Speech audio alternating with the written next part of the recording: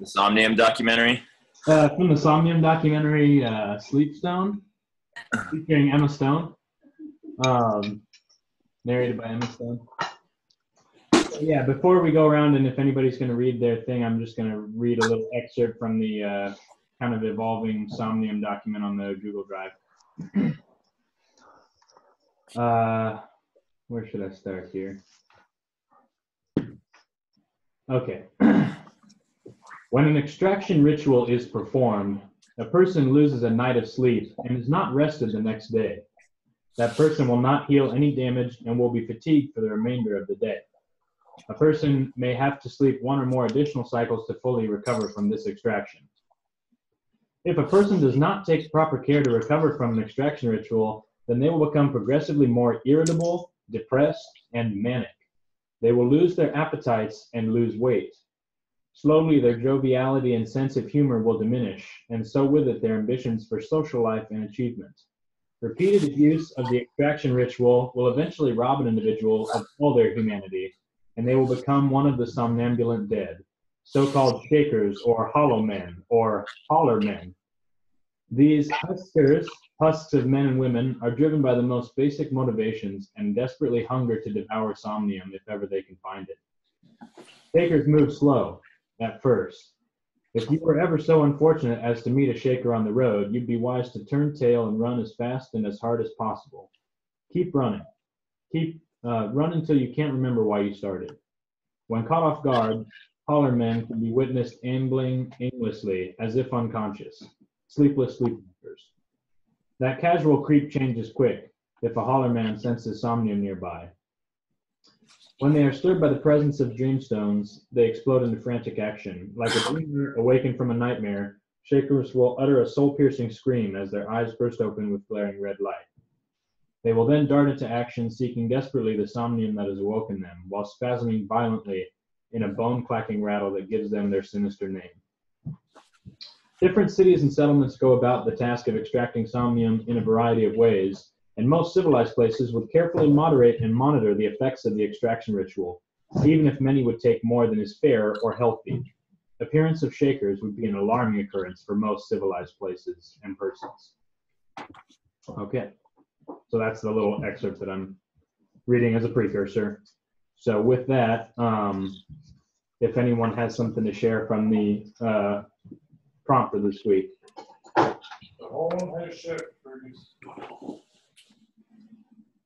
I don't. All right. Anyone? I spaced on it this week. Yeah, I'm sorry, Woody. I had a big week of lesson plan making and other life stuff, so I missed it as well. Yeah. Okay. Well, if we're a unanimous miss on this, then my recourse is to I'll read the prompt and I'll give everybody a timer and just Okay, cool. improv a response for a minute. So let me just pull up the prompt here. It's got their Easter eggs. And we'll just start with Fergus because he's the top of my order on my little list thing. Excited.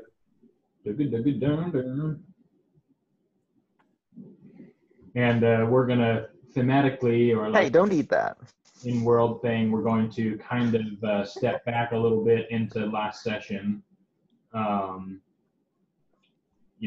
to make sense with the prompt. Okay. So, I stirred from my slumber, eyes wide open all at once, but my body was shocked. The cold, cool light of the stone ledge became familiar to me, as did the not unpleasant, muddy taste of last night's supper, deep clam, never fresher. My dream had seemed so real.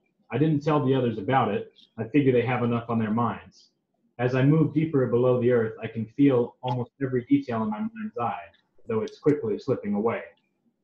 So this is the dream that your characters each had as you were took your first rest in last week's encounter. So just close your eyes and give us some quick, doesn't have to be much, but some details about the dream your character had. And start with Fergus. Go. Cumberbund.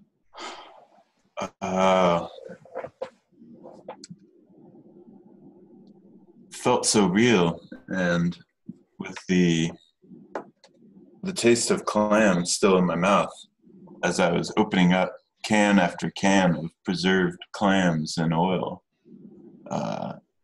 each one finding some new piece to the puzzle inside. Before I knew it, all these tins were piled up all around me, and I was swimming in these greasy tins of clams. That's then I woke up. It was really strange. No, that was a weird dream. Okay, Stephanie, what is Stephanie? Well, shake yourself awake and give us your dream. That was weird. I dreamed I was falling from a elevator shaft, and as I was going down, all of my teeth spit out into my hands, and then they common dream themes, and they grew forms, and one of them looked at me and shouted, "Who is Grizz? Skullfucker Grizz!" And I threw them down, and the little rat man from Cumberbund's shoulder came down and picked him up and scurried into a hole and said, "These will make my family happy." That's it. That's what I'm going with. That was my... Oh, that was a weird dream. Yeah. Okay, Langdon. Caroline, my mother's falcon, and I were out by the sea. I was both a young boy and myself at my current age, and I was tossing fish out into the ocean for Caroline to catch. These desecrated corpses of fish flying through the air, and the hawk swooping down to try to catch them before they plummeted into the water. Again and again, I kept throwing these fish until I ran all out.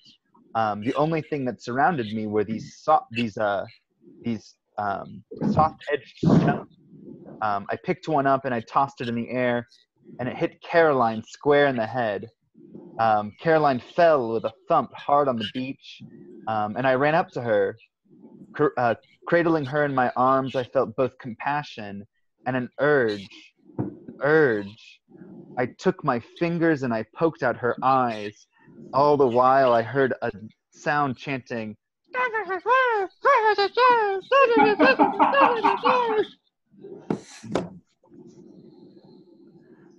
that's the dream. Oh, that was a weird dream. Okay, Jerry. Jerry wakes from his dream. In my dream, I'm in a sandy desert as far as I can see, and the only thing around me are these old, somewhat dried up clams, and I try to eat them, and I can't taste them. It's just ash in my mouth, and when I swallow them, I can tell there's no nourishment to be had from them.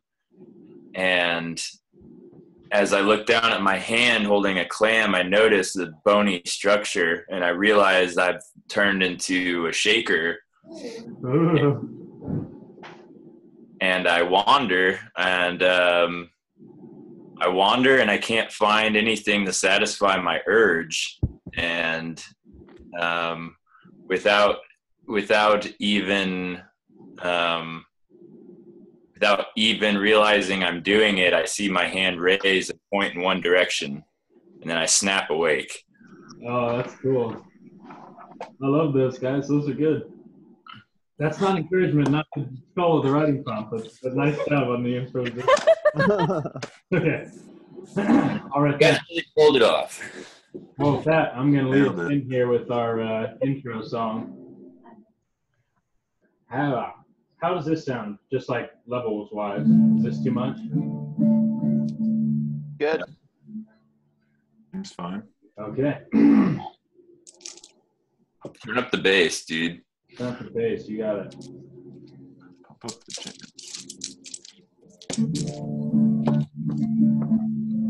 Well, I'll tell you the tale of our heroes last week, if heroes they rightly are called. And when you hear what happened way down in the deep, I think you'll be rightly appalled.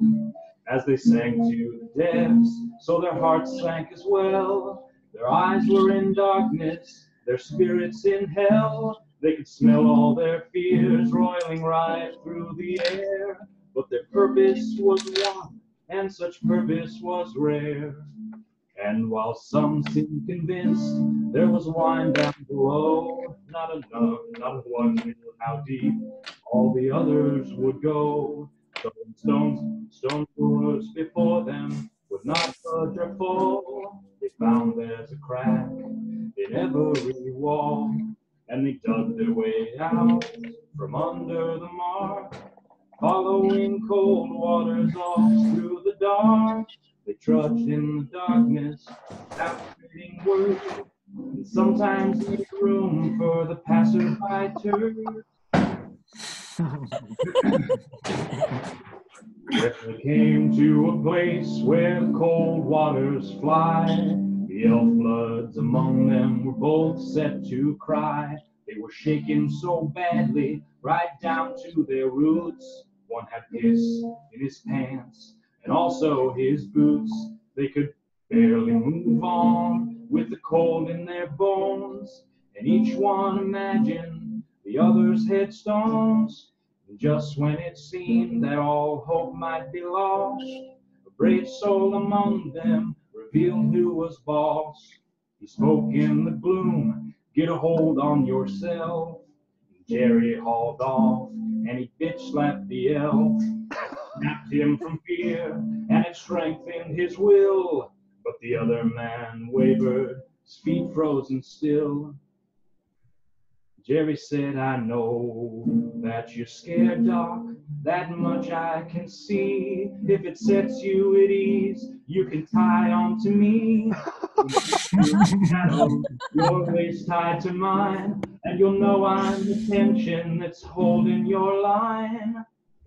So there's Langdon the elf with a scar through his eye. He hates he's living, preferring they die. There's Doc Pettifogger, the half-blooded elf, who thought he was in this, but nobody else. Stephanie Wynn, who has known such deep sorrow, but is tracing her paths to a better tomorrow. And Jerry, the man whose gold days may be gone, but whose gold shines more clearly as our story goes on. So they fought a deep shell beast and some goblins as well, and they all tied together, and together they fell. And now the dead stir with their red eyes aglow, somewhere down in the caverns beneath Gladwell Chateau. Okay. Nice. Oh, that was great. That's That's good. awesome. And we return to that scene somewhere deep beneath the earth. In the caverns of Gladwell Chateau.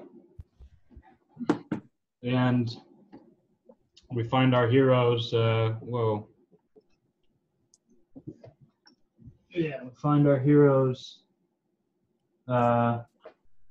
whoop. Spoiler alert. Okay. Whoa.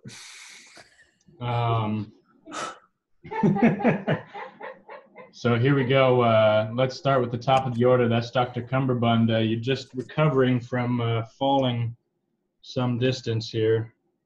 Mm-hmm. Get the best angle I can get here. And yeah, as you're kind of seeking out, I think we've gone lights out here, so only our people with with low light vision can even tell what's going on right now. And who's that going to be? It's going to be Langdon and I think it's me, Langdon and Dr. Cumberbund. Cumberbund. Okay, so let's start with Dr. Cumberbund.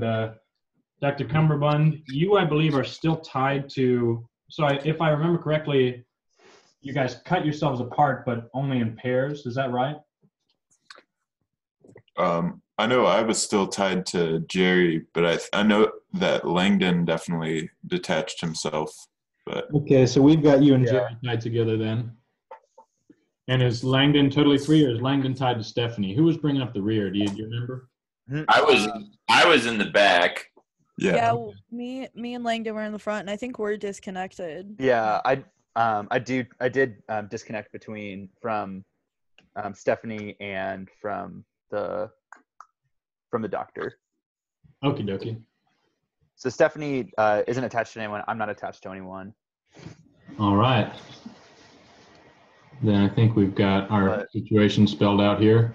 So Dr. Cumberbund, you're nearby this little rock outcropping where you've all fallen, and these two sections of bridge have, collapsed. It looks like they're actually rigged to do that, And all these bodies are kind of spread around you, and as you all are like kind of righting yourself, you can sense kind of slow movement all around you, like a big orgy waking up from, waking up in the morning. That's the image that came to my head, so I'm going to go with it. It speaks. And I also need to know, go. I'll just give you your action, Cumberbund. That'll be all we need to discuss. Okay. What you going to do? Let's see. Yeah, I'm gonna talk over to Jerry.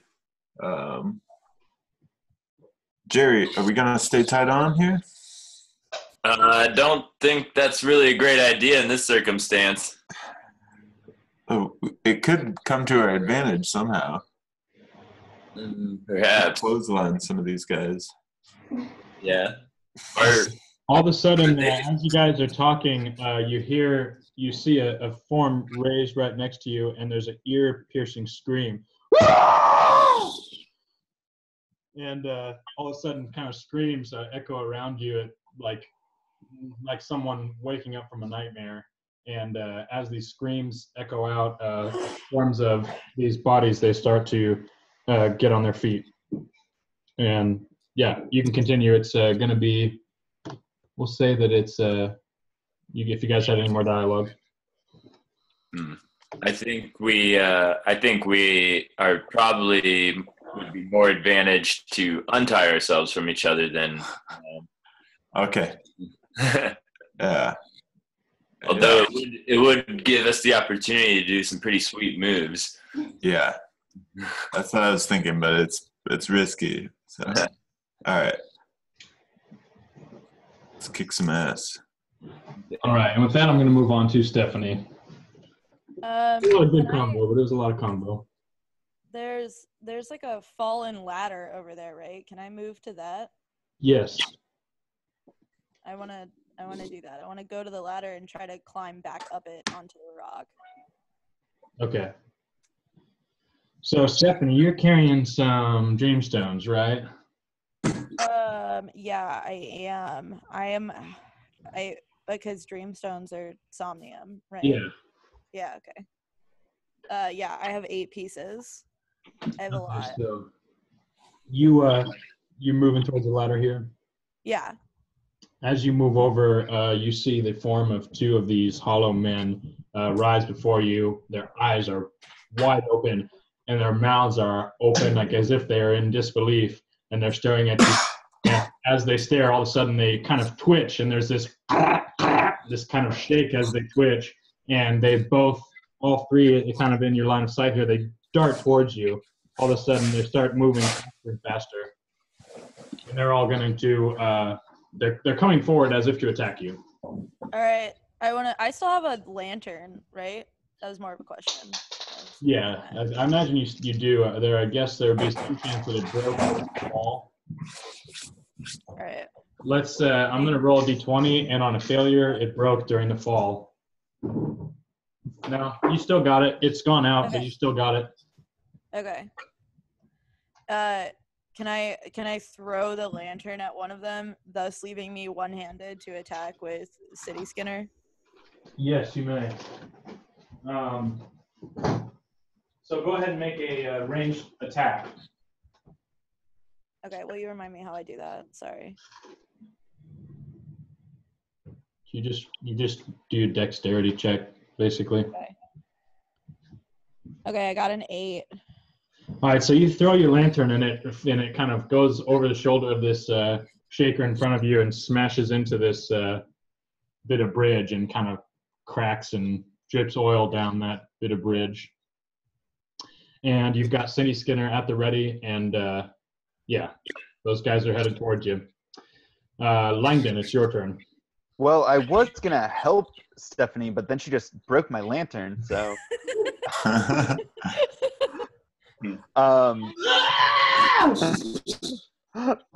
was me screaming about my lantern. No, I kind of get the idea of what she's going for, and I'm gonna the one to this guy with two axes. Yeah. Can I get behind him and attack him with my rapier? So you're gonna kind of move back this way. Yeah, and I wanna go and get behind him so I can attack with a flank. Yeah. Are you carrying any somnium or magical somnium artifacts? Yeah, I have one piece of somnium left, I think. Let me look. I have it written down. Okay, so you move, and as you move past this shaker near you, goes, "Ah!" And he kind of lets like a half-assed scream out, and he kind of moves past you towards Stephanie. Seems like she's the better target here, and you get behind this holler man, this husker. Sweet. Cool. And I'm gonna attack him with my rapier. Okay. Cool. I got a 20. Describe your attack to me. So I come up behind him, and as he's reaching over towards Stephanie, I plunge the rapier up through his trying to slice him up through his spine. Okay. Yeah, go ahead. And I rolled a 22 on my attack.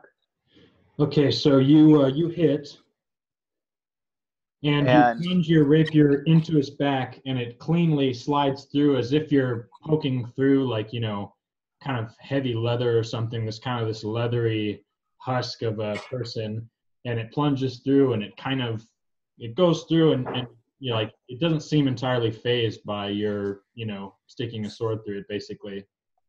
So you've got your sword in this thing, and it's kind of marching forward, clawing after Stephanie. Gross. And Jerry, it is your turn. I guess I'm going to take out my pickaxe and attack that guy closest to me that I'm facing. Or you know what? I suppose, could I move to... can I move behind him so that I'm flanking with Cumberbund? Yeah, and since it's it's like the equivalent of a 5-foot step. There is another husker right here, but I think you can be not going to provoke an opportunity yet. Okay. And I am going to use my combat expertise to take a -2 penalty on the attack roll, but get +2 armor class. Okay. And I'm going to attack that guy that's kind of in between me and Cumberbund. Okay. So I got an 18 total. 18 hits, and you're attacking with your pickaxe? Yep. What type of damage does that do? I believe it's piercing. Okay, well, go ahead and roll your damage. I don't know where I set my book. Okay, damage should be... It would seem to me it makes sense it was piercing. Okay. Minimum damage for 4 damage.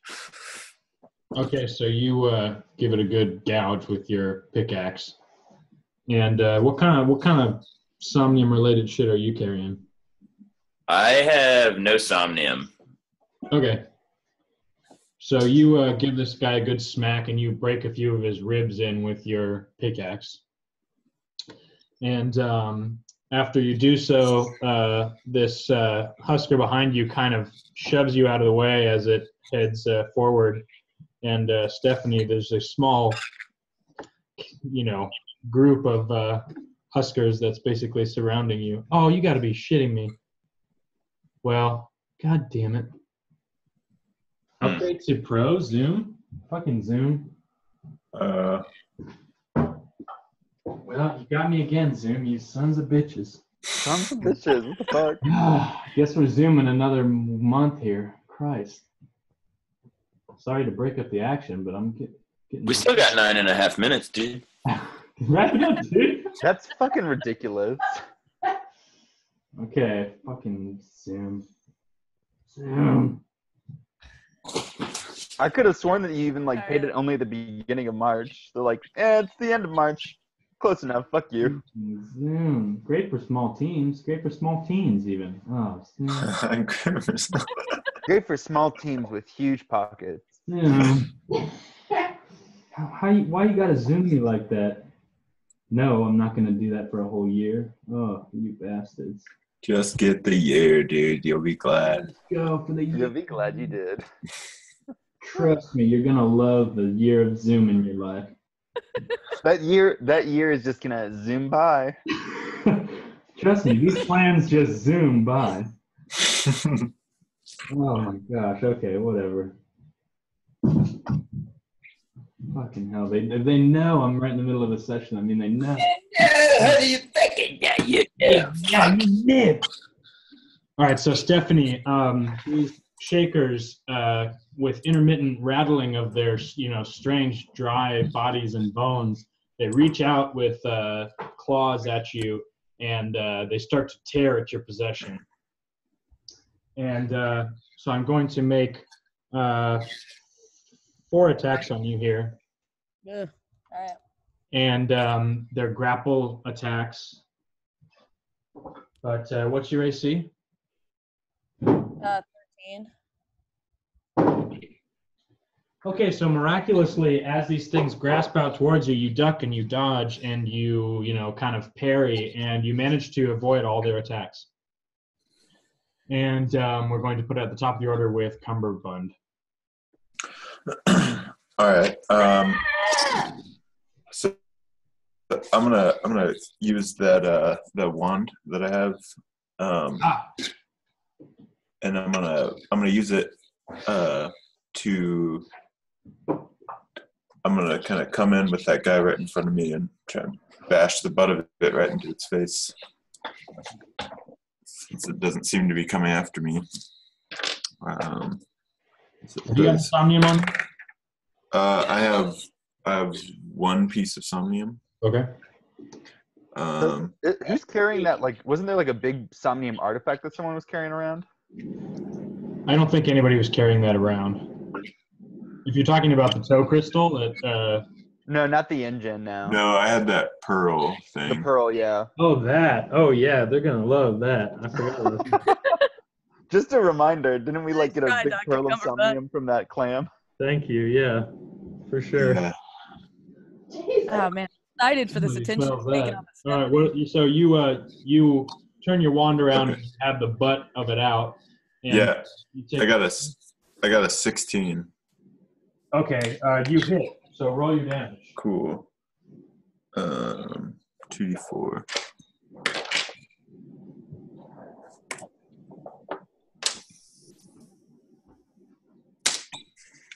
That's 2. And just for shits, this is a little sketch I did of this wand of yours. Oh, okay. Yeah. Oh, I see. Yeah. Okay. I got 4 bludgeoning damage there.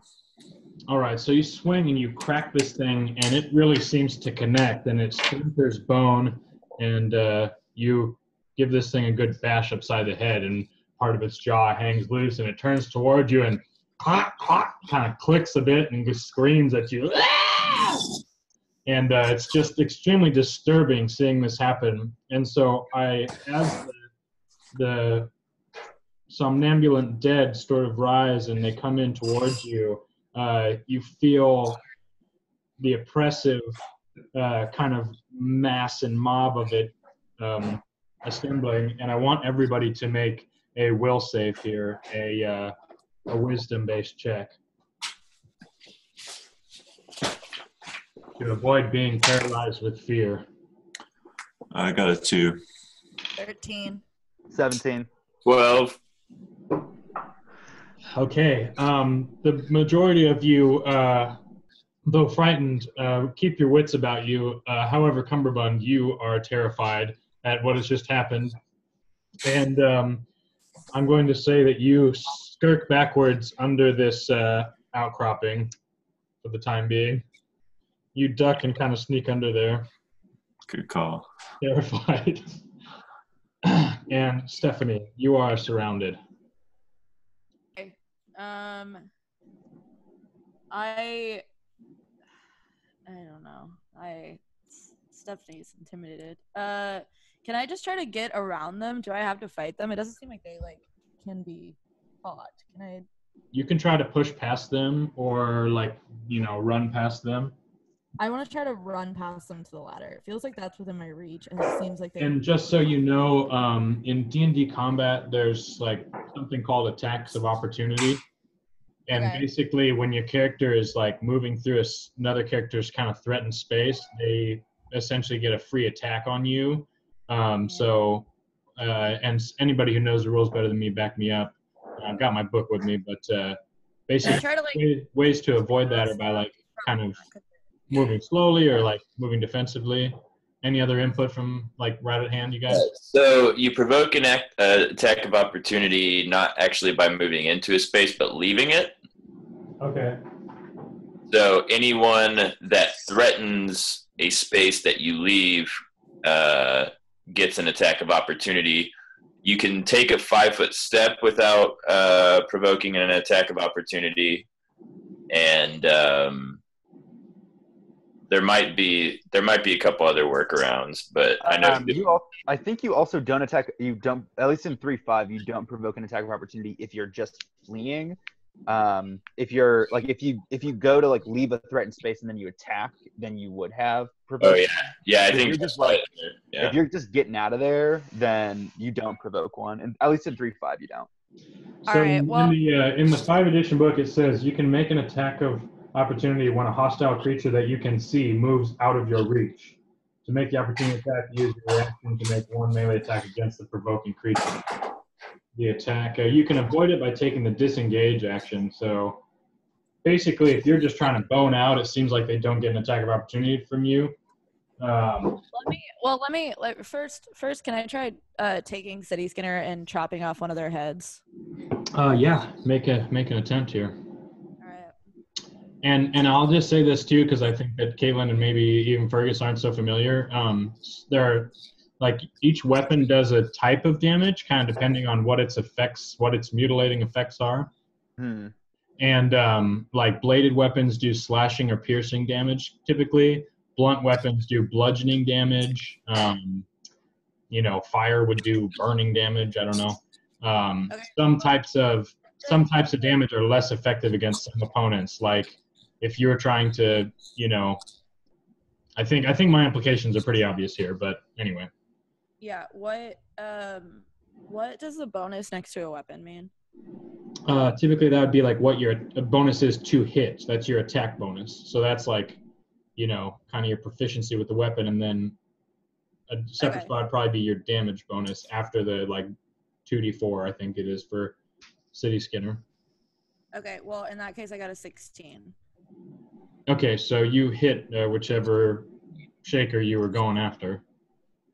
Let's just go the one closest to the ladder, the one kind of in the back of the 3 there. Okay. Okay, schwa! City Skinner, you hit. Roll your damage. All right.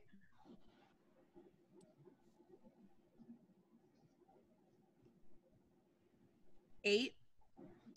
Okay, so City Skinner is used to tasting blood, and Stephanie Wynn, in turn, is used to tasting the blood that City Skinner spills. But when she slashes with her blade, it goes across the chest and the throat of this husker, and instead of spilling hot blood, it just kind of, rips this hole. It tears a gash, but there's no visceral, bodily reaction. And the thing kind of stumbles back, and then it keeps clawing at you. And with that, I move to Langdon. Are they holding anything, or are they just empty-handed? Some of them have weapons. What's the guy in front of me holding? The guy in front of you, we'll say that he does have 2 axes in his hand. Okay, I'm gonna try to disarm him from behind by using my rapier to cut his hand and try to disarm him with it. Okay, sure. Do I need to look up the disarm rule? I'm in that section on my special attack, so I can probably look it up pretty quickly here. Okay, cool. Knock a creature out.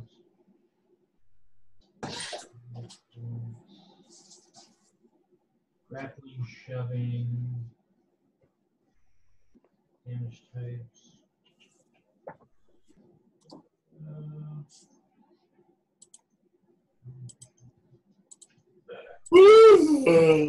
I don't see exactly here, but what you're just trying to disarm. Go ahead and make your attack roll. Cool, yeah. 12. Okay, that's going to be a failed attempt. Okay. And you can have another action. Cool. Then what I'm gonna do is, can I differentiate between, No, I'm gonna just book it over towards where that to the ladder that we're trying to run, that that Stephanie was trying to run to. Okay. I'm gonna head over there. So you rush past and you get to the ladder, and you put one hand on this rope ladder. Cool. And we move to Jerry. Oh yeah, I guess I'm going to. Oh yeah. So Cumberbund is still hiding.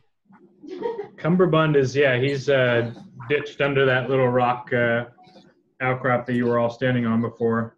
Would I, just given that I have the Shaker's Paw and stuff, would I understand what they are kind of going after here?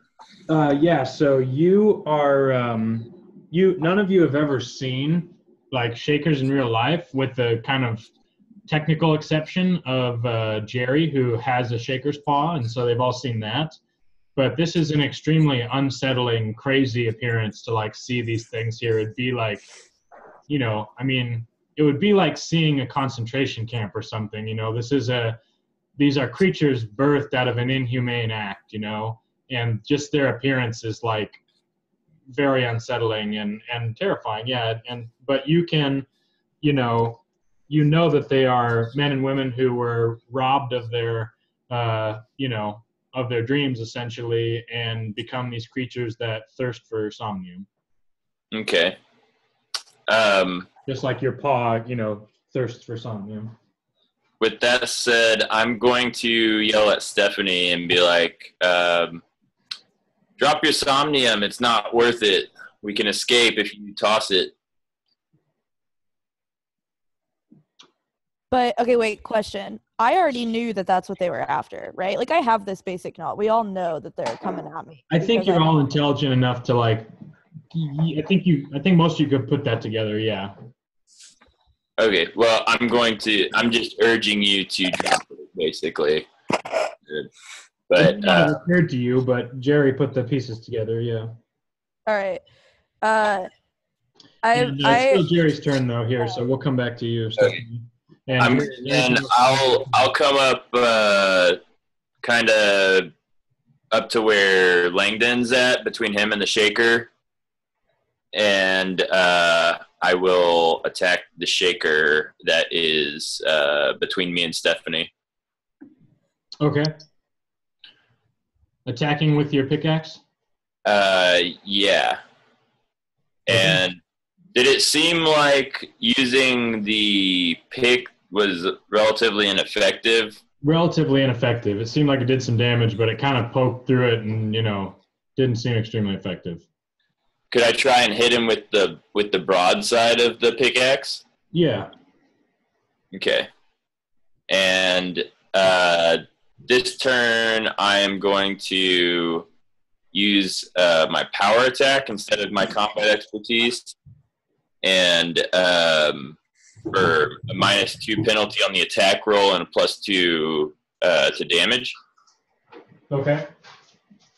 And I got a 20 total. Okay, you hit. So you swing your pickaxe, kind of there's like a maul end on the back. Is that what I'm gathering? I guess I don't know exactly if it has more like a maul or a scoop sort of thing. I was actually thinking about why don't you just declare it now, and we'll make it canon from here out. Okay. Well, yeah, we'll call it kind of a maul, or like a hatchet sort like of thing. A one-sided pick. Yeah. Okay. You got a hammer back in. You've also got a hammer, I think, right? Yes. You could have potentially just used your hammer, but either way. But I can't use it.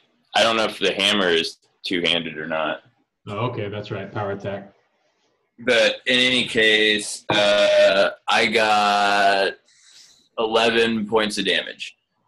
Okay, so you smash into this thing, and you kind of crumple it, and it kind of goes down on its knees, and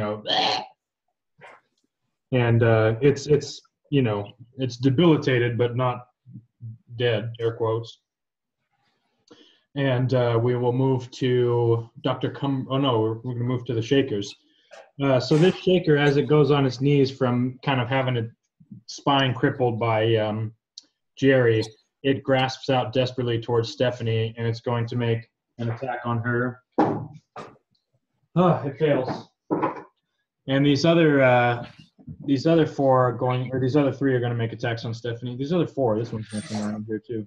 They just start swarming Stephanie, and at this point, Stephanie, there's hardly a space for you to get out. Oh my God. Okay. Well, terrible rolls.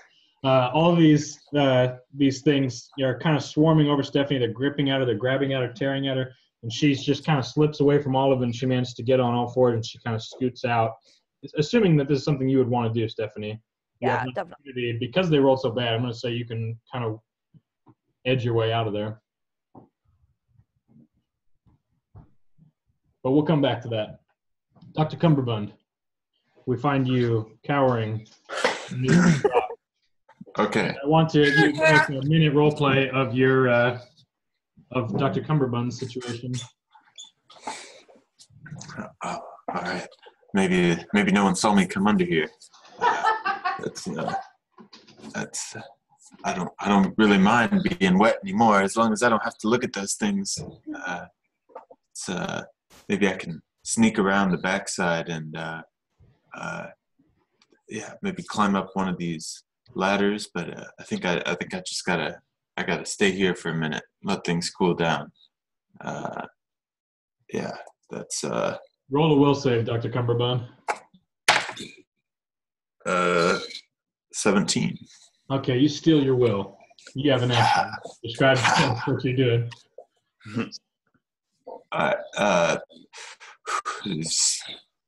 Takes a few deep breaths and reminded of Timerius. Can feel him wiggling around in there, and it helps him get the courage back because he remembers that he's taking care of this little guy too. So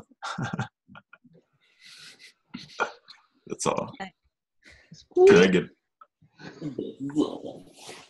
Okay, Stephanie. Okay. See an entrance between the desiccated legs of two of these fakers. You see it. Okay. I do want to squeeze out if I haven't already. So you sneak out behind him. I wanna do some stuff that I don't know if I can do, but for the sake of the role playing, I'm just gonna do it and then tell me if I can't do it. Yeah. So I want to use my sleight of hand to sneak 4 somnium pieces onto one of the shakers. Okay. So you can use that to like basically reverse pickpocket this shaker behind you. He's got this like ratty old loincloth kind of thing that you could tuck some dreamstones into the back of, slip it down his desiccated butt crack. Yeah, I want to do that, and then I want to take that leaves me with 4. And then if I have to, I can use my bonus action of the day, but I want to take 2 and throw them to Jerry, thus making the shaker the one with the highest quantity of somnium on him. Okay, so you slip those things in, and then you toss 2 to Jerry. Jerry, let's give you a dexterity thing to see if you're like savvy to what's going on here. So make a dexterity roll against, a 10. Okay. Oh, 9. Okay, so Jerry, she throws these things at you, and you kind of fumble with them, and you drop them both right at your feet. So there's 2 dreamstones at your feet right now. And so as you slip this thing in, you see the kind of shakers are kind of turning in on each other in a little mess here. And we will move to Langdon's turn. Langdon, you're there at the bottom of the stairs, or the little bridge thing. Yeah. You had mentioned earlier that we could use somnium as like as an explosive, right? Yes. Cool. So seeing this this group huddle, I'm gonna go ahead and throw a piece of explosive somnium in it, trying to toss it into the center of that huddle. Okay, sure. Make a range attack. I got a nat 13. Give me 1 second. Let's see what my so it'd be 19 total. Okay, so you kind of cook this piece of somnium. You hold it up, and it starts to glow red. You're just doing one piece, right? Yeah, just one piece. It starts to glow red, and as you throw it from your hand, it creates this red streak through the air. And when it lands amongst these shakers, it explodes in this bright flash of red, and it sends them tumbling backwards. And you hear 2 concussions, kind of following that, and they really, like, a couple of them really blow to bits. And then a couple of them are just kind of blown back a bit here. And Cumberbund, all of a sudden a shaker comes tumbling into your little hovel there and kind of lands on top of you. And and as you do this, Cumberbund, anybody else can have a reaction if they want, but you hear some hisses from above you, and it looks like there's some goblins there, and you feel this little hot twinkle kind of down on you, and if you look above, one of these goblins has his thing out, and he's peeing down onto you, and then the 2 other ones are going to throw spears down at you. God damn it. God, dice are awful. Okay, they both miss you. Nice. Fancy man throws the somnium. Can I make a perception check? Yes. About I want to know if looking up at these goblins, if I can tell if this is the rope bridge that we entered in, or if this is the one that we were trying to like cross over to. Does that make sense? Yeah, you know that this is the one that you entered on. Okay, gotcha. Okay, that's all I wanted to know. Okay.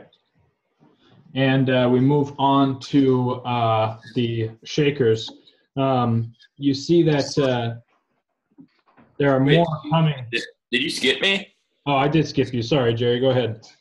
I'm going to pick up those 2 somnium pieces that I missed catching. Okay. Yep. And then I'm going to use my can you give me a wider shot of where we're at so I can see Okay. I'm doing that so I can see because it's sound. Yeah, anyways. I'm going to toss 1 piece of somnium in between the shakers, and then can I throw 1 up at the goblins and use my ability to make them link together? Yeah, so you can hold these stones together and you can link them up, and then you can cook them, or you can, toss 1 first and then toss the other that's the detonator. Okay. Yeah, I'm going to use that ability, and I'm going to toss 1 just to get it placed between the shakers, and then I'm going to throw the other one at the goblins with the intention of having it explode and Are these the shakers you're thinking of right here? Yes. Okay. All right, so you toss a bit of dreamstone at the feet of these shakers as they're kind of starting to stir and come towards you all, and you see that like one of them immediately reaches down and scoops it up and like pops it in its mouth, and then you throw your other piece, so make an attack roll. I got an 11.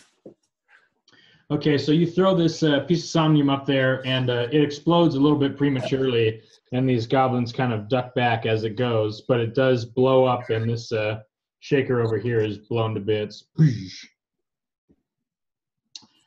And so, and as it goes down, you see there's more kind of spilling through, and they kind of roll right over it.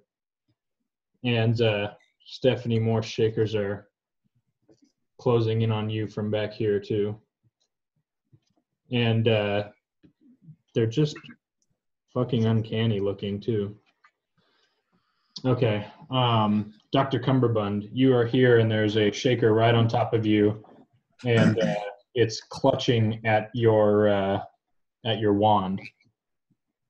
It starts reaching forward and trying to pull this wand out of your hands, so it's gonna make an attack roll at you. Okay. And I don't think that hits. You managed to roll it off. I'm really rolling bad with these dice here. I'm going to pull out some fresh ones. It's your turn. Okay. Yeah, I'm going to kind of push down with my legs on the ground, try and roll him off of me. Okay. Let's just call that a, just make an attack roll for that. Natural 1. Natural 1. So you push off, and but you gain no purchase, and you kind of squish backwards, and you hear this squeak as you kind of roll over on top of Chimerius Hergum V. Ah! And the shaker reaches down and it grabs this wand out of your hand, and it starts like, trying to like gnaw at it. It's like starts trying to deep throat this wand. And we move to Stephanie. All right, I'm gonna start climbing up the ladder. I should be able to reach that, right? Yeah. So you move over to this ladder and you grab on. You find that it's a little bit oily and it's a little bit harder to maneuver than you expected. So I'm gonna have you make a climb check against a 12 here, but you're gonna take disadvantage while you're doing it because of the oily nature of the ladder here. Okay. My poor lamp. Got a disadvantage is -1. Is that what I do? Disadvantage means you roll 2 dice and you take the worst roll. Oh man, I don't like that. Yeah, that's 14. a tough roll. 14. 20 and a 14. Okay. So you climb up the ladder, and as you get to the top, the goblins are there waiting for you, and they're going to all make a little swipe at you. Hey, fuck off! Get out of here! Fuck you! Holy shit, okay. So one of them juts forward with his rusty knife, and he does manage to slice you for 3 damage. One of them misses you, and then one of them with an over-enthusiastic thrust, this is the one who's still got his pants partially down, he just goes right over the edge. He slips and falls, and he kind of falls in a tumble right below in between Jerry and Langdon. So you're up there now, Stephanie, and we move to Langdon.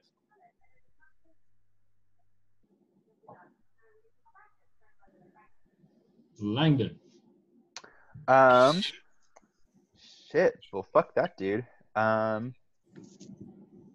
So I wanted to go over and with the shaker that's over on the other side of Jerry, or even the one in front of me.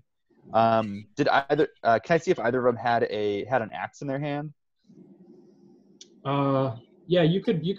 Are you talking about the ones that are at your feet here? That are dead, yeah, that are at our feet. Yeah, you could pull some weapon. Yeah, you can pull an axe from the littered, dried mummified bones there. Cool. I'm gonna go to the one on the other side of Jerry, pick up the axe, and then swing it at the one that would be behind me then, if that makes sense. Okay, yeah. So you're moving over here.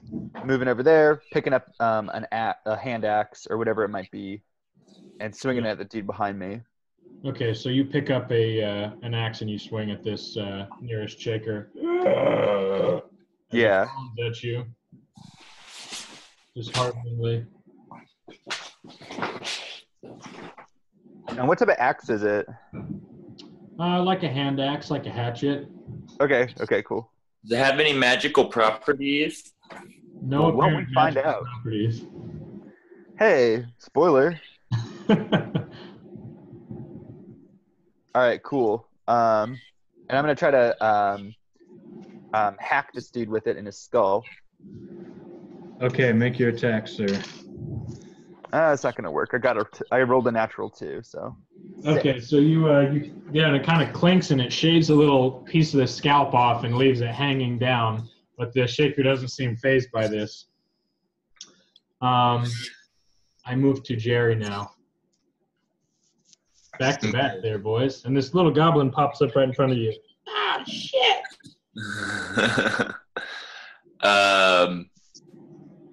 Are there still goblins up on top? Yeah, there's still at least 2 goblins up there.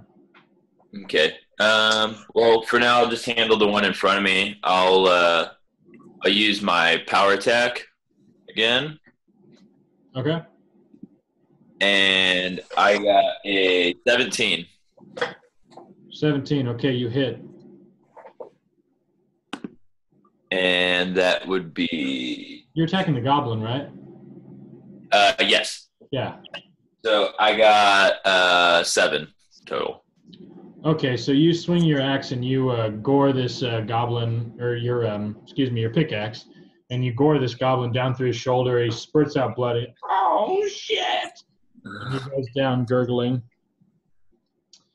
With his pants, his little goblin butt crack is sticking out there, and it smells awful. Okay, and as you fell that goblin, shakers start to spill in here. And Langdon, you said you got no somnium objects on you? I don't have any. I have 1 piece of somnium left. Oh, okay. Well, these 3 shakers are going to pry at you. They're going to try to rip this somnium away from you. Does a 15 hit you? Meets it. Meets it, beats it. Okay, so that's 2 hits and 1 critical failure. So you get a free attack against one of them. Cool. With your axe. Nope, rolled a 2 again. All right. It reaches out, presents a great opportunity for you to smash it, but you kind of slip with this oily handle of this axe. And these 2 shakers, they're grabbing at where are you keeping your somnium piece? In a little pouch on my side. Okay, so they start tearing at this thing, and so I'm going to have you do opposed. It's basically going to be like a grapple. I'm going to have you do opposed strength rolls here. All right. I got a 17 strength. Okay, so one of them grabs the pouch, and now you're both holding the pouch and tearing it back and forth, and you pull it back towards you, and you kind of pull it out of the knuckles of this thing kind of, slightly decay and come off as you pull it back, and you manage to yank your little piece of somnium back. And then Jerry, coming from the other direction here, you see, well, you got anything on you, Jerry? Any goods? Nothing, no somnium. Okay. These things come rushing forward, and what have you got on you now, Stephanie? You've got 2 pieces, is that right? Yeah, 2 pieces. Okay. So these things start rushing towards, and you see them converge on Cumberbund's location here. And they start to kind of crawl in over there. And Cumberbund, you also witness from your hiding spot, these things start crawling in and scraping under this little overhang, crawling to get at you. And Maybe we It's just- hide a piece or place a piece of somnium, not detonate it, but just place it somewhere where it's going to be hard for them to reach, but it'll draw them towards it. Mm-hmm. What happened to the 4 that were in that Huskers like gross? Oh yeah, I forgot. Some of those exploded. Thanks, Caitlin. You But said the- 2 of them did. this group that's converging on this little mass here, you see, well, I think Jerry and Langdon will be able to witness that one of them scoops up a couple pieces of somnium that were on the ground there, pops them in his open kind of jaw, and it goes into his chest, and all of a sudden this thing starts crack-a-lacking. It's just going, and it's just like spasming, it's shaking, it's creating this rattle, and you see it start to smoke. There's like, basically fumes or like steam coming off of this thing, and you see it kind of in a frenzy of action. It kind of rakes past the other shakers nearby, and it starts to tunnel in towards Dr. Cumberbund. And this one's like moving in a frenzy now. It seems excited and, fueled by the somnium that it consumed. So we go down back to Cumberbund, who is now definitely getting swarmed. And Trimerius has his, he pops out and he has his spoon held bravely aloft, and he starts, waving it. Ah, back, you beast! Buddy. All right. So I'm gonna make another check to let's see. Do I still have grip on the wand? Yeah, you're kind of wrestling the wand with the shaker that's on top of you. Mm-hmm. And where are you keeping your big pearl that you got? I have it maybe in a bag at my side, Okay. kind of like a Coin purse. like a man purse kind of thing. Okay, immersed. Immersed. Not up your butt. I don't know. It says baseball sized, so. It's a good fit then. Okay, but all right. So I want to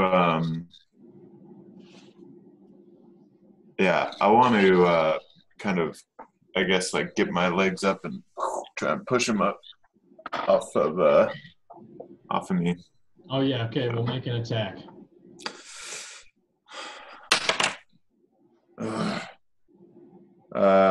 Let's see. I got a 10. You don't really manage to push him off. You can push him off and you can like get free, but you're still kind of wrestling for the control of the wand. And as this thing kind of turns its head, and it seems to detect this big piece of somnium in your belt pouch, and it kind of spits the wand out and it starts grabbing for your belt. Mm-hmm. And you can have one more action. All right. I'm gonna load the wand with my one remaining piece of somnium. Oh, okay. So you take out it's like an oversized piece of somnium, and basically the top of this wand, what would be like where the kind of hammer would be on a pistol, it's got what looks like a miniature version of a like a toe crystal, like one of those red kind of pointed crystals. Okay.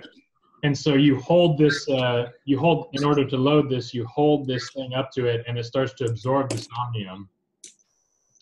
All right. Now, I'm using a piece of somnium I had earlier. I'm not using that. Oh, you're not using the big one? Oh, okay. So yeah, you load this thing, and now it's got this like hot glowing crystal on top that's like letting off this red steam. It's all ready to go. Mm-hmm. Okay. Can I make an attack with it? Yes, you can make an attack attempt here. All right. I'm gonna just put it up to center of his chest and just let it rip there. All right, so you raise it and you pull the trigger on your wand, and there's this audible kind of like click, click, and there's a like you have this like drop in the pit of your stomach, and you're like, oh shit, and it does not fire. Something is off about this. and I think I'll give you an intelligence check here. Okay. I got 19. Okay, that's a really good check. So your mind races as the failure to fire this wand occurs, and all of a sudden you remember this special signet ring that Stephanie found. Mm-hmm. And it dawns on you, you knew there was a magical quality about this ring. It Oh dawns no, on you I was the one that found it. Oh, Langdon found it. Pardon me. You all of a sudden realize that this wand must have a special safety mechanism where you have to be wearing the Baron's ring in order to fire it. Mm-hmm. And you're like, oh shit. Yeah. Okay, and we move to Stephanie, who is up here tangled with some goblins.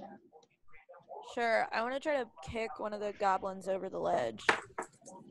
Okay, so you maneuver in your struggle with this goblin, and yeah, you can make a shove attempt effectively at the goblin. I've got the mechanics of that right here.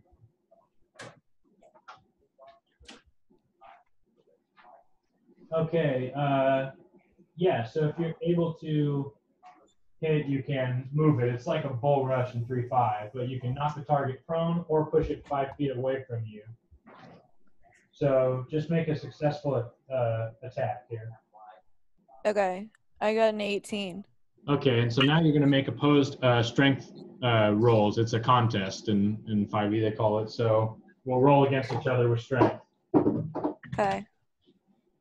I got a 20. Okay, so my goblin is like really pushing hard. It runs forward, but you raise your foot and you kick it over the edge, and it goes spilling over here. Falls into this mess down here. Ah, fuck you! There's one remaining here. You want another action here? Yeah, I'm going to go at the one that's remaining with City Skinner. Okay. Go for it. I got a 14. Okay, so you tango with this thing. And is that with your +2? It is, yeah. Okay. You tango with this thing. You set your blade out and you give it a good slash. So roll your damage for that. All right. Okay, so I rolled a 1 each time, but I have a thing that lets me re-roll damage. Oh, okay. So I want to do that. It's called Savage Attacker. I don't know. It's on my abilities. Okay. Re-roll damage dice. Go for it. All right. There's a hair floating on you down here. No, it's still there. Wait, there's a hair floating on me? Oh, in the... Can't see it Yeah. in real life. All right, roll your damage. Okay, I got a 7. Okay, so you cut this thing, its guts spill open, and the familiar and somewhat comforting sensation of goblin offal spills onto your hands. This thing buckles down and it falls off the ledge here too. Dead. Nice. Oh, shit. And we move to Langdon. Cool. I'm gonna, since I now have my piece of somnium in my hand, I'm gonna toss it over into the group of somnium people or zombies that are going after my boy there. And I'm gonna charge it up and then fire and toss an explosive somnium towards the center of those zombies. Okay. Yeah. Make your attack roll. Natural 1. Okay. So you raise your hand, you start cooking this thing, and it goes off prematurely in your hand. So roll your damage, and you take that damage. Yeah. I don't have how much damage is listed on here for the explosive. I think it was a 2d6. 2d6? Yeah, 2d6 explosive fire damage. 6. Okay, it did 6 damage. Okay, so it goes off, boom, in your hand and burns your shit out of your hand there. Fuck me. Well, that's all the somnium I have, though. Okay, and except for that signet ring. As this burst, did you have that signet ring on? I do have. I don't have it on, but I did have it in my hand. Oh. I mean, I do have it in my person. Oh, okay. My kit. That makes sense. So yeah, that goes off, and as it explodes, these two kind of are taken back a bit, and these things continue to swarm on Cumberbund as he's in this little outcropping here. Okay, Jerry. God damn it, Cumberbund. Really? Did I fight, you coward? I'm stuck. What's your move, Jerry? Okay, so they're not really interested in fighting us. They're all kind of gravitating around him. Yeah, they all start swarming. There's just a mass of them converging on every little, like, there's kind of 3 entrances to this little thing. One of them they can't really fit to, so they're like, sticking their hands to it and raking at him. And then the other ones are piling through. One of them is just like, he's like steaming, almost like letting off energy, and he's like making a beeline straight towards Cumberbund. Okay. Is that goblin by me? Is it still alive?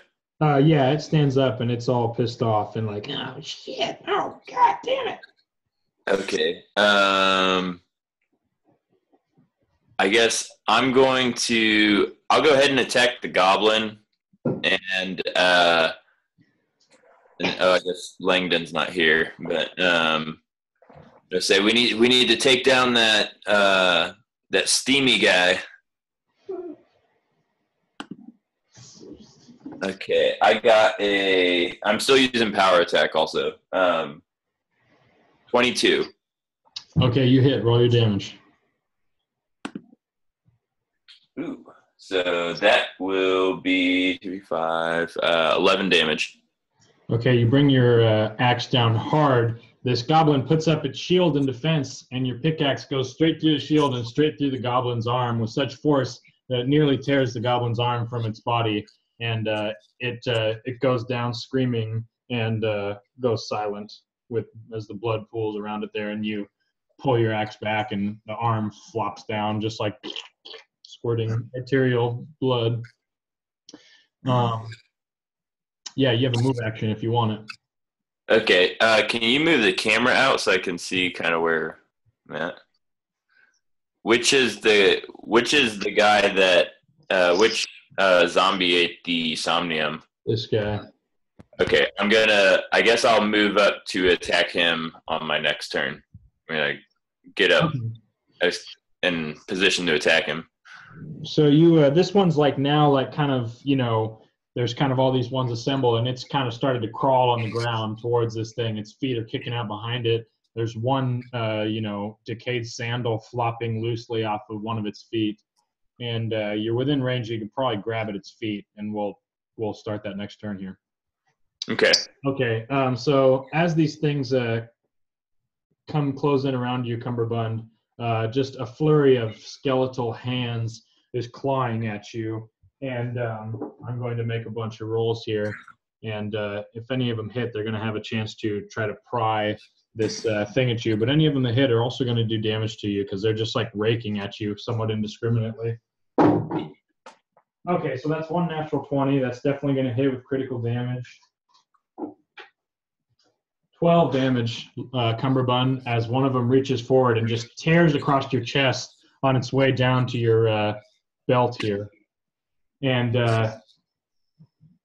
yeah, I'm going to say that's, and we got another hit too. So they they start to like pull at your belt, and they're dragging you out this way and dragging you towards this frantic one just by consequence. And Trimerius screams in protest, and you see that you can feel as they're clawing at you, the purse stretches, and this big pearlescent somnium pops out, this big red piece.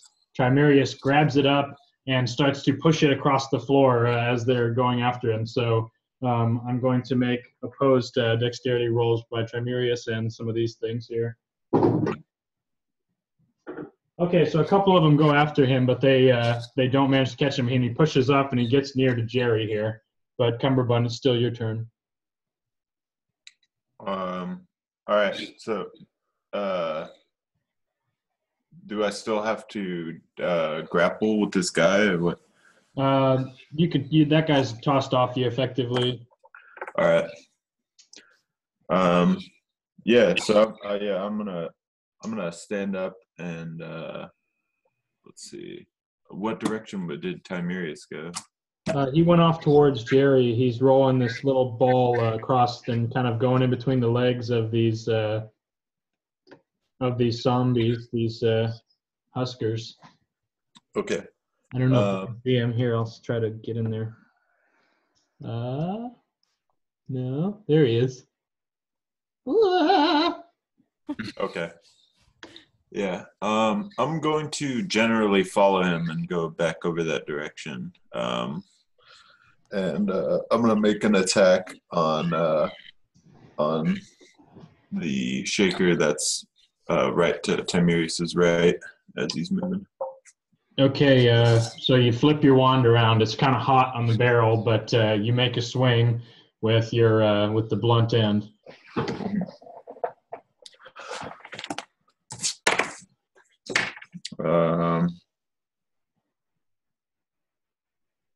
16.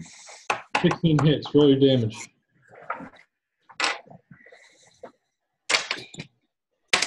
All right, 7 damage.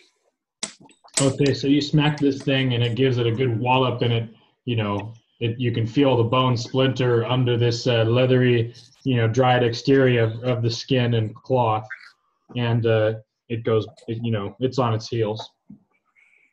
And Stephanie, up here, you are now alone on your perch, and make a perception check. All right. I got a 17. Okay, you hear something off in the distance, and you see on the other side of the kind of cavern here, there's kind of a rise up for the cliff ledge, and then there's this kind of big portcullis gate. And you hear this kind of chunk, chunk, chunk, chunk, chunk as the portcullis rises, and something flies out from the portcullis door, and it lands in a heap kind of in the middle of these shakers. Boom. It's a big sack of something. And then chunk, chunk, chunk, chunk, the portcullis goes down. And it's your action.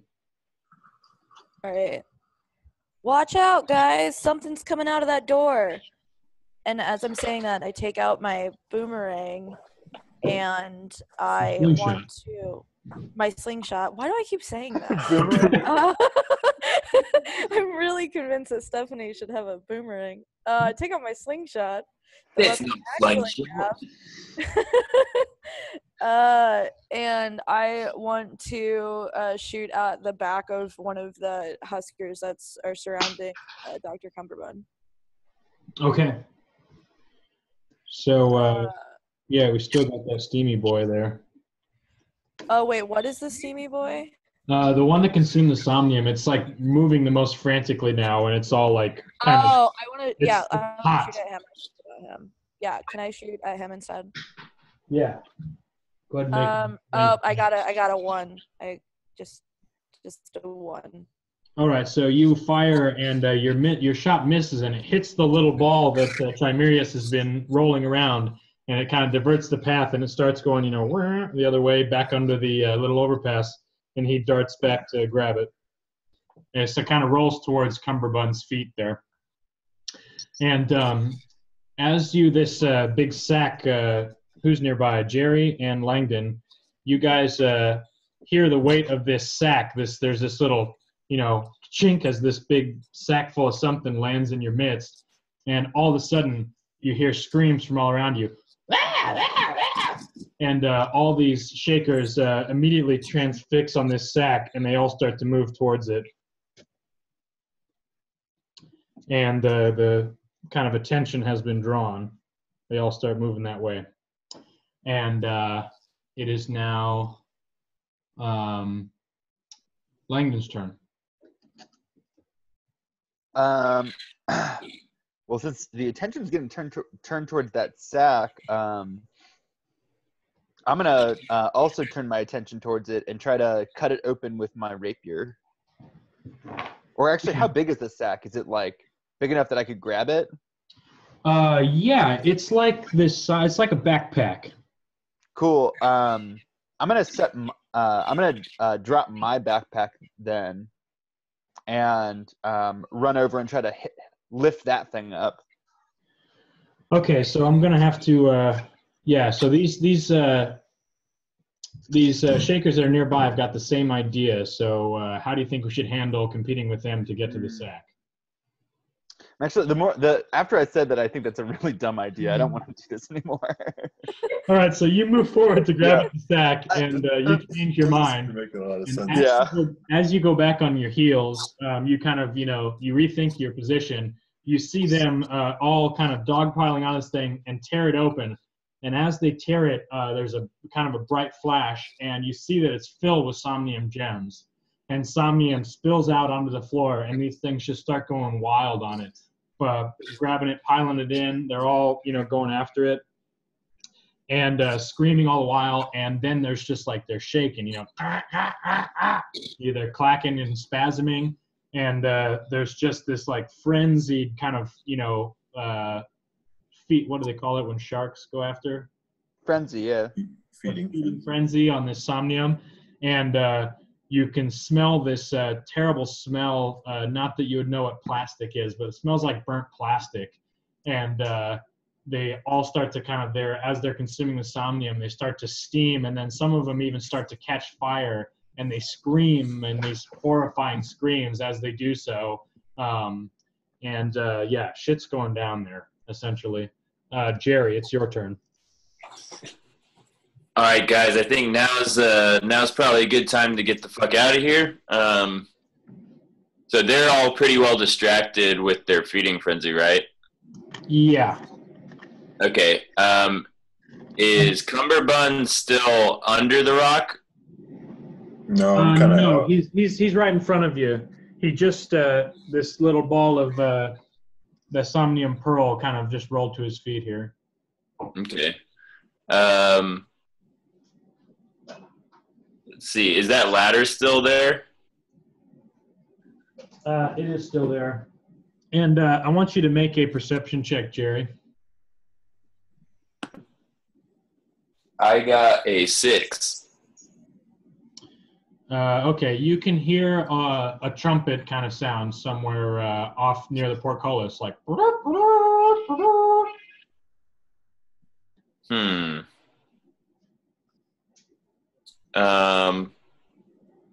I guess I'm going to climb up the ladder and try and get up out of the pit and maybe get a better look at what's going on over near the portcullis. Okay, sure. So you want to climb this ladder up? Is that right? Yes. All right, so make a climb check against a failure here. Natural 20. Okay. You zip right up there and you join Stephanie on the ledge. And you see across the way that there's this, some kind of a fortification over here, and an open portcullis. And standing in the open gateway is a red guard. You recognize it as one of the Baron's guardsmen. And he is calling a trumpet.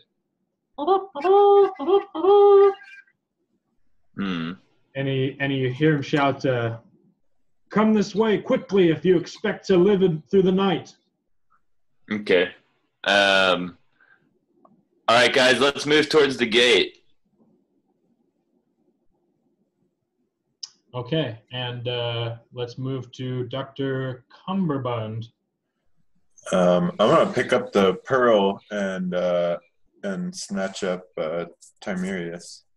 All right, Chimerius is running, arms outstretched after this little pearl, and you grab him and the pearl up together and tuck him into your person there. Mm-hmm. And you can take a move action. All right, yeah, I'm gonna run towards the portcullis. Okay, you've got this big feeding frenzy coming right behind you, but if you duck back through the... yeah, I'll duck back under the archway there.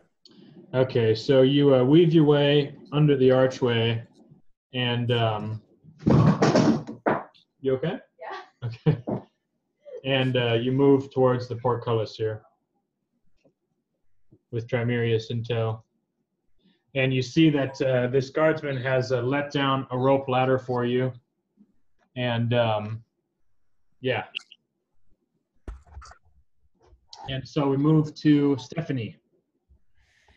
Okay. I'm gonna try to like get to that door, but via, I guess that's a pretty tall rock. Okay, I'll just jump back down. Okay, so you slide back down the ladder there, and you see that this group of huskers that is descended upon this sack of somnium, they are convulsing madly, and now some of them are openly burning as if there's a, fuel like coming out from inside them. They're just shooting out in jets of flame, and you hear this deafening explosion as one of them just like bursts into this big red puff of discharge of energy, and they start going boof boof. And Right. you also notice that there are like more of these things kind of pulling in from this, cavernous bottom that you're in. They're descending on this big treat. Okay. I'm gonna try to move past them, but like towards the place where Dr. Cumberbund is hiding, not Okay. around it. So by hugging the ledge, you kind of go around this campfire of activity, and you get to this ladder over here. Perfect. Langdon, it's your turn. Since when they opened the bag, you said it spilled out. Yeah. I want to see if I can see any that are near my feet that haven't been eaten up yet. Yeah, there are some shakers like on their knees, like kids on a parade, picking up candy. They're scraping and consuming the somnium. You can feel the magical heat radiating off of them, but there are some pieces at your disposal. So why don't you make an attack roll against a 12? Awesome. I rolled a 12. Okay. And now roll a d6, and however much you roll, that's how many somnium pieces you manage to pick up. I got 5. Okay, you managed to scoop up 5 pieces of somnium. You have a move action. Cool. And then I'm going to run over towards where all my friends are hiding. Okay, you maneuver your way past. I'm going to give you a dex check because there are exploding huskers in this region. So make a reflex save, basically. 18. Okay, so you managed past those jets of flame and magical explosions and claws and everything. It's just a clusterfuck in there. And you get past and you make your way to this rope ladder. And finally, we have Jerry up here on the ledge. Okay. Yeah, I'm going to make my way to the gate as well. Okay. So you jump down and you maneuver past the Somnambulent Dead. Are you going to try to pick up any pieces?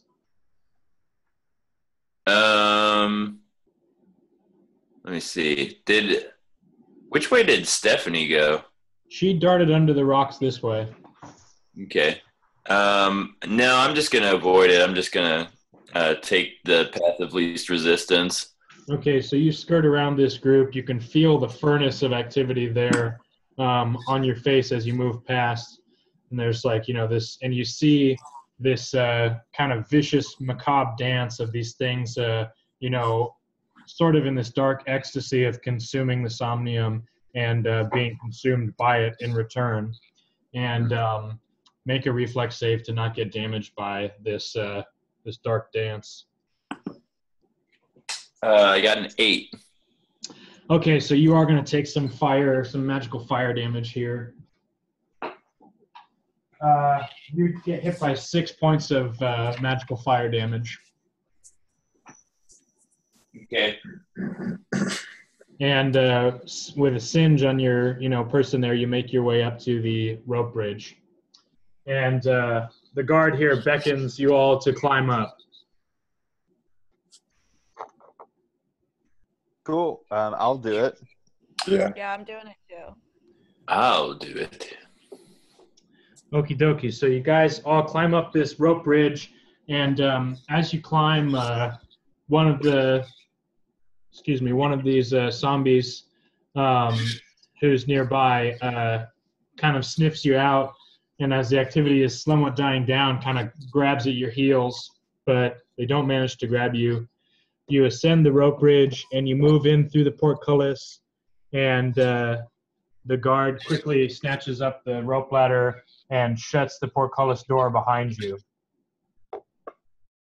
Chunk, chunk, chunk, chunk.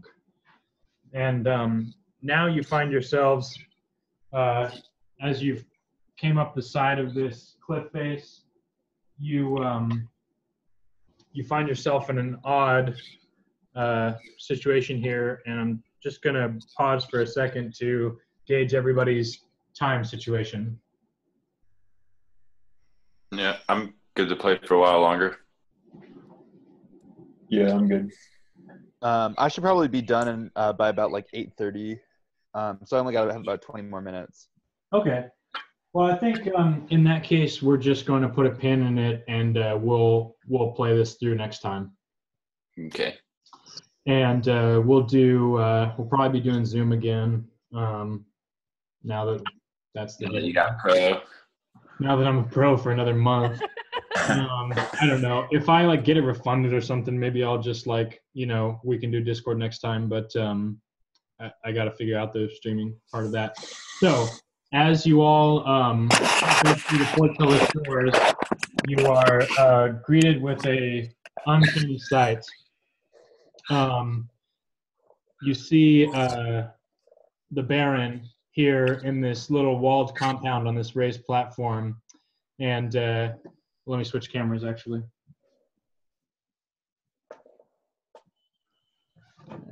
Yeah, okay. And he has his guards out, and they have a harquebus gun, a harquebus wand rather, trained on you. And you see the Baron up here on this raised platform. And he says, my guests have arrived to the after party. And with that, we're going to do our closing remarks. So we'll start with Dr. Cumberbund. All right. This Baron he's a slippery character for sure. But I do like his taste in clothes. Not sure about all the red though. Now that we're down here though, I think now that I'm out of the grasps of those shakers, I think I'm kind of more in my element now. I'm ready to do some wheeling and dealing and find out what the hell's going on down here and where the hell they keep all the wine.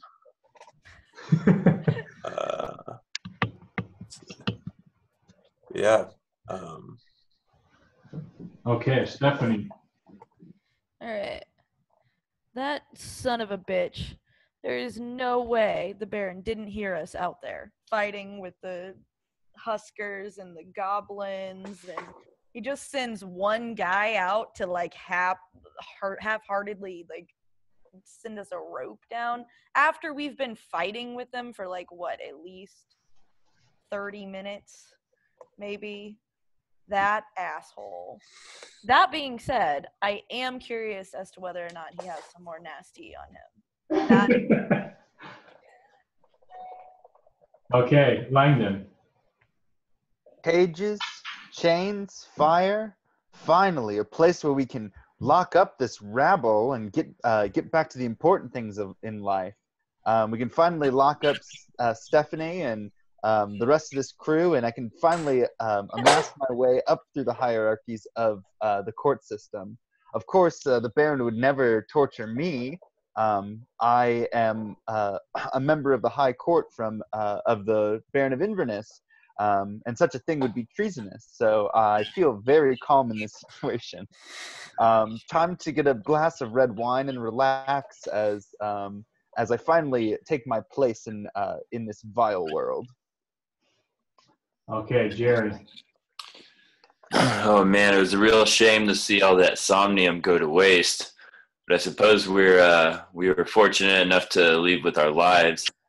I'm not quite sure what operation the Baron's got going on here. I don't know if it's maybe some sort of sadistic petting zoo. I guess we'll have to find out. I hope we're not the ones getting locked in here, though. All right. So as your mind's race, you look up to this platform that the Baron has assembled on this stone structure, and you see that he puts his fork down. It looks like he's been eating delicious hot buckwheat pancakes. And he says, "It seems you've all poked your noses where they really don't belong, and I have to say I'm quite disappointed. You got yourself into quite a hot situation down there, and I had to bail you out. It was quite an expense for me, but I'm not worried. I know you'll have a chance to repay that debt many times over." And we end our session with that. Oh, snap, player. Dun, dun, dun. All right. Thanks for playing, guys. And yeah, I mean, sorry about the technical difficulties. I can't take full responsibility for them, but yeah. See you guys next week, and I will put out a prompt probably tonight or tomorrow. And yeah, I'm also probably going to be just a little bit late. I'm going to be coming back from Seattle, and so we'll probably be meeting about the same time, and we'll just do Zoom. And yeah. Nice. Thanks, Woody. Playing, guys. Yeah, sounds good. Good. All right. Have a good Bye. later. See you guys. Yeah.